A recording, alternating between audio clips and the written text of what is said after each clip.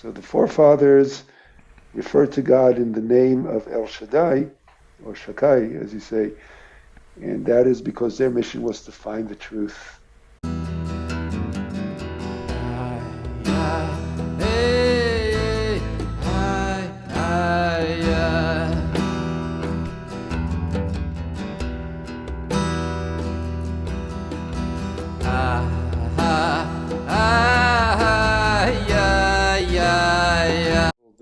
The text is on Sefaria, as you see, and when you go to Sefaria, you go in, you look for the link for Chassidut, and when you're in Chassidut, look for the link for Sfat Emet.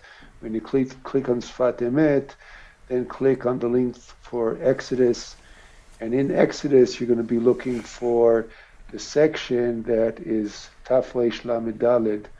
That's a section we're doing. So for those of you at home who want to look at the text as you're listening to the lesson, there you go. And So I'm going to read God's response to Moses, and this is in chapter 6 of the book of Exodus. So God replies, and he says, and God spoke to Moses, and he said, I am God. And here he uses God's four-letter name.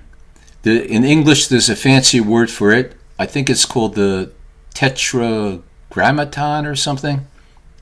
I don't know if I said that right.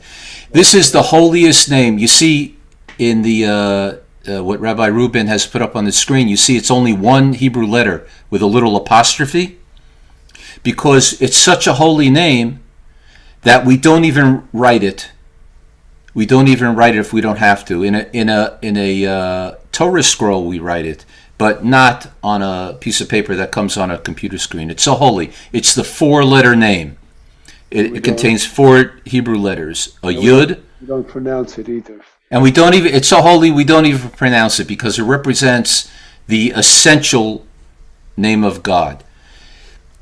However, God has revealed himself to humanity by many so-called names.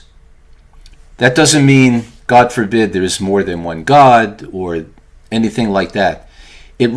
Each name of God represents a different aspect of his godliness, how he relates to humans and his creation as God. So here he says, I am God, the essential eternal God. Then he continues, which is not quoted here, it just says, it is quoted slightly. He says, but to the forefathers, that's Abraham, Isaac, and Jacob, the forefathers of the Jewish people. To the forefathers, I did not appear to them as this holy four-letter name person, God. I appeared to them as Shaddai, which is a different name. So this is a very strange response.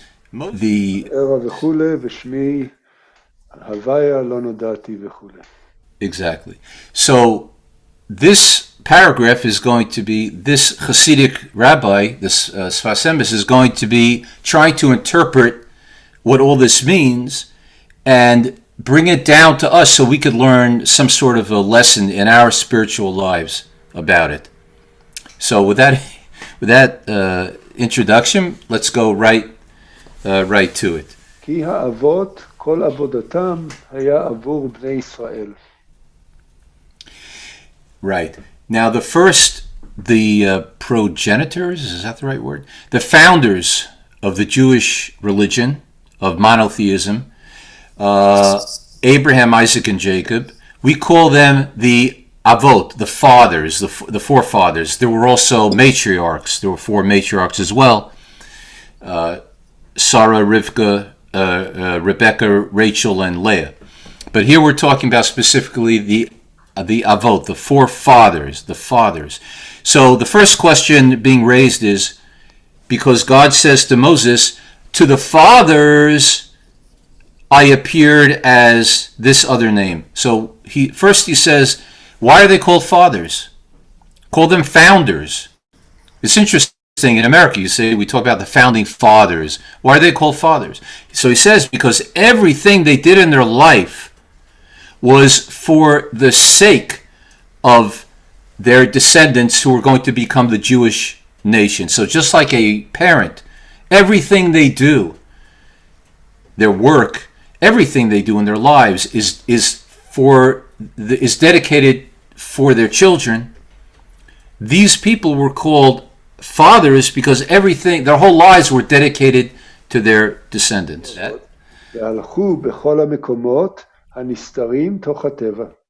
Oh, so they sacrificed of themselves in many ways. One of the ways they sacrificed of themselves for the benefit of their children is that we see that they traveled a lot. They wandered. Abraham, he left his hometown to wander, to go to an unknown place, the land of Israel, and his children, and especially his grandson Jacob, he wandered away to Egypt. So they went wherever they had to go on the earth within the boundaries of nature in order to reveal to the world the idea of a one God. So what does it mean that he says that they went to מקומות הנסתרים תוך הטבע? These are the hidden places in nature, right? Well, what does that mean? Right. So what he's saying is that God is hidden within nature. And their task, their spiritual job was to reveal that. And right. That's not always an easy, that's a very difficult thing to do. We look around the world today and we see, and it's hard to see God in a lot of things. But yet, if we truly are monotheistic, we believe in the idea that one God is running the show. So we have to try and reveal that spark of godliness even within the most mundane and so-called natural part of creation that we come across. And they efforted until they found, even in the hidden places in nature, the light of holiness. Right. He said it better than me. Okay. Oh, I'm sorry. Go ahead. ובחינה זו היא הנהגה בשם El Shaddai. And this is the aspect of the work that is hinted to in the name El Shaddai, the God of Shaddai. Right. So we started off by asking the question, God says, I only talk to the forefathers by this other name. It's pronounced, we pronounced it Shakai, it's a holy name. That word means enough. In modern Hebrew, there's a word die. It means enough, a limit. There's a limit. Enough. That means there's an aspect of God which has limited itself to physicality and hidden itself in the physical mundane world. So that's why they related to God, these three father figures related to God in that way. And that's why he constantly appeared to them by that type of a name. Okay? That's because they are, you could almost say that they're a step above pagans, because pagans were all like immersed in nature, and the forefathers had to find the Holy One, the one God in nature, and El Shaddai, the El that puts boundaries, because it's sort of like a God inside the boundaries of nature. כמו שאמרו ז"ל, as the holy sages of yore said, שיש די באלוקותו לכל בריאה. Oh, that's the El Shaddai. Okay. Right, I said it already. He interprets this differently here. So that you just give us the classical commentary, but he says that there's enough of God for everybody. Isn't that what he's saying? I think so, right? שיש די באלוקותו לכל בריאה, yes? Ken? Yeah, in other words, this level of Elokus or Shaddai is enough to sustain people within the framework of creation. In other words, לכל הבריאה, to all of creation. I see. Right. פירוש, זה שהשם יתברך נתן בכל דבר נקודה חיות אלוקות. And so what this means is that the blessed, the Holy One, blessed be, created in each thing a point of God energy or God life force in each thing. Right, or else it wouldn't be able to exist. Yeah.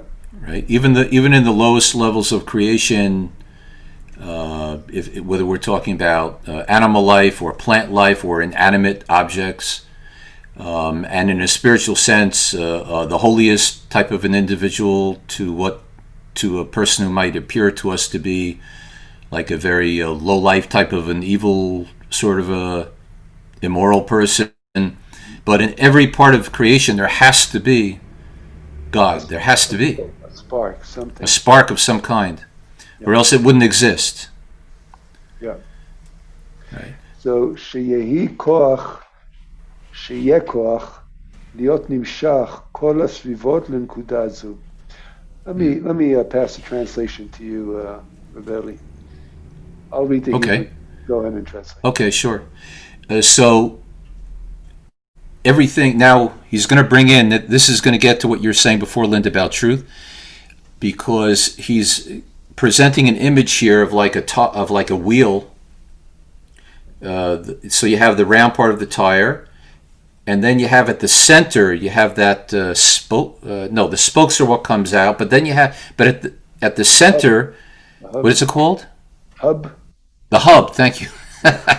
You have the hub, which is really the essence of what's happening, and then from the hub you have these pieces of metal coming out, and then to the tire. So what he's setting up an analogy here. He's saying that in everything in creation, you have that hub, you have that center point of truth. So the hub here is that little point of truth, of godly truth, that's hidden. It's hidden, but it's really the whole thing. Right. But there is this external, superficial tire that we see rolling down the tracks. Yeah, what I like about that is that it's a metaphor, but really each person, we're each one of us is like that wheel. So there's a center of truth somewhere inside. Even though my life could be confusing, there could be a lot of confusion, a lot of whatever, life stuff, right? But there's a core in the center that it all revolves around. כי בעולם הזה, שנקרא עלמא דשקרא, יש הרבה שקר לכל נקודה של אמת. So in this world, right? I'm sorry, you go ahead. So now he says it. He says, in this world that we live in, it's the name of this world is the world of lies. It's called the lying world, Alma de Shikra. As a matter of fact, the word in Hebrew for world is olam. The word olam comes from the Hebrew word Helem, which means hidden. Hidden. So we live in a world where God is hidden, and that is what produces the opposite of truth. So he's saying that in this world, that little point of godly energy that sustains us and really drives us forward with truth is so submerged in everyday life and the way we perceive things that it's hard to detect. That's why truth is so hard to get at. And that's why sometimes actually we have conflicting versions and perceptions of truth. It opens itself up to that because the truth is so buried. Okay, where did it go? I'm gonna continue. I'm gonna skip a little bit. Okay. ועל כל זה, על ידי יגיעה נוכל למצוא נקודה של אמת בכל מקום. Right. So he's saying that we're surrounded by the tire, back to the tire analogy. So the outside of the tire that we see, that's what surrounds our point of truth. So it's hard to get to. And it takes a lot of effort. Like you were saying at the very beginning, Linda, you were saying that just things that you had been exposed to in whatever area didn't have the ring of, like something was ringing false to you somehow. It didn't sit right with you. That's the core. That's that hub of truth, giving you a little bit of a zetz, we say. What I like here, the power of this sentence here is that what he's assuring us that that with effort we can find that a place of truth. So yes, God is hidden, but God can be found. So he's assuring us that, seek and you shall find. And it's a powerful statement, an optimistic statement. And certainly has a Sfat Emet teaching. So, right, and then he returns to the original theme. That was what the forefathers were all about. Abraham, Isaac, and Jacob, that was their whole thing. Because that's the ultimate thing about this, because they were living in a world where the truth was totally hidden from humanity. They had to bring like a whole new idea into the world. So that was their service to humankind. לכן נאמר ארץ מגוריהם אשר גרו, מלשון גר, כמו שנאמר אברהם גייר גיורים וכולי. Right. So that's why it's interesting. Another play on words in the Hebrew. The fathers said, that they were migurehem asher garu. They were sojourners. They were dwellers in foreign lands and so forth. But again, in Hebrew, the word for dwelling, for sojourning, is related to the word of estrangement, of being estranged or a stranger. So they're sojourning through the world as a stranger because they were bringing this strange idea, this new idea of monotheism, of godly energy suffusing creation into the world. So it was almost as like they were estranged from the world in which they found themselves. And there's another play on the word ger, which is a convert. Right? So Avram Gier Giurim. So he takes it now to the next step, which is yes, they were strangers, but they gathered strangers around them and they brought them to the truth. I think this is what he's saying. Yeah. What do you think? Yeah, absolutely. Right. He's saying to the strangers, you're not strange. We're all included. We're all like one. This is the universe. God created us all, put us here, and we can all get turned on to this idea. פירוש לשון המשכה שהמשיכו כל הדברים לשורשן ובגלות מצרים וכן בכל הגלות הוא בבחינה זו. ועומד לזה זכות האבות. Right. So this all circles back to this. Now, what's happening with Moses?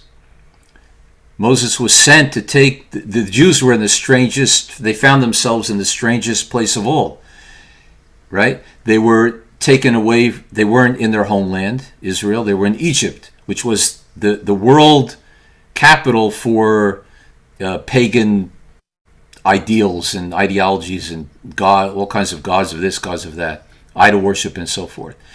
It was the exact antithesis of what we've been speaking about the whole time, what the fathers were trying to turn the world onto. So it was b'zchut ha'avos, in the merit of the service that the fathers had done and what they brought into this world. That gave Moses the power to go to one 80-year-old guy, to go into the center of this, to walk into the center of it, and to shake the whole thing up, and to cause the circumstances that will release the Jewish people from this sort of spiritual imprisonment. The part where you mentioned that they were all strangers and they were brought to the truth really hit home. So I really feel like this is where I need to be. The more I'm learning about it, the more I'm hungry to learn more. So Moses, Abraham, Jacob, and Isaac are known to be the ones who were bringing truth to the world. Did Abraham, Isaac, and Jacob have the Torah? Did they have a Bible? They did not. Right? Because the Bible is given much later. It's Moses, who's many generations after Abraham, Isaac, and Jacob. Moses is a descendant of Abraham, Isaac, and Jacob, receives the Torah and gives it to the people, right? So the question is, so what did Abraham, Isaac, and Jacob do? How did they live a Jewish life, you could say, without a book, without knowing, God's word and what to do and how to be, right? You understand the question here? Mm-hmm. Mm-hmm. I understand. So the Rabbi here is answering that a little bit, and Eli can say more. But the question is, what kind of spiritual life did they teach if they didn't have a book to teach from, right? And the spiritual life they're telling us that they had is they went into nature. They didn't go to books. They lived in the world. They had sheep and they had cattle and they wandered and like Rabbi said before, they were strangers. They wandered from today what would be Iraq to Syria to the land of Israel to Egypt. So their spirituality was not a spirituality of the book yet, but they laid the spiritual foundations for that. And so this is a beautiful description about how they go into life and they look for that point of truth in everywhere and everything. But Abraham, Jacob, and Isaac, so they came before, or they were out trying to share, righteousness before Moses. Okay, right before Moses. Yeah, okay, right. That's exactly right. That's exactly right. They lived 300, 400, 500 years before. Okay. And Abraham, in Hebrew, Avraham, but right, that's his name. But Abraham was the first. Abraham was the first. Yeah, okay. He's the first guy on our team. He started the team. Okay. He had a son, Isaac. He gave everything over to Isaac, continued. Isaac had a son, Jacob. Okay. Jacob had the 12 tribes as his sons. He had 12 sons, the 12 tribes. Okay, Jacob had 12 sons. Right. They're the 12 tribes. Exactly. Okay. Then they got hung up in Egypt for a couple hundred years. Moses comes from one of those 12 tribes, the tribe of Levi, the Levite tribe. When God says to Moses, your forefathers did not know my name, Havaya, Yud Kei Vav Kei, he says, he's explaining the reason. The reason is that God has different names, And each name is appropriate for different people at different times, different situations, depending on what their mission was. So the forefathers referred to God in the name of El Shaddai, or Shakai, as you say, and that is because their mission was to find the truth in the existing world. And for Moses, he already taught us to find the truth inside the law, inside God's word. So that's a whole new evolution. That's a good summary. Yeah. So with that, Okay, we're going to good. end for today. Linda, thank you for joining us. We're going to be here every Wednesday at Next Wednesday. about 9 o'clock I'll in the be morning. here. It's easy for me to, it's, you guys have broken it down, for me in a way to where I'm understanding it.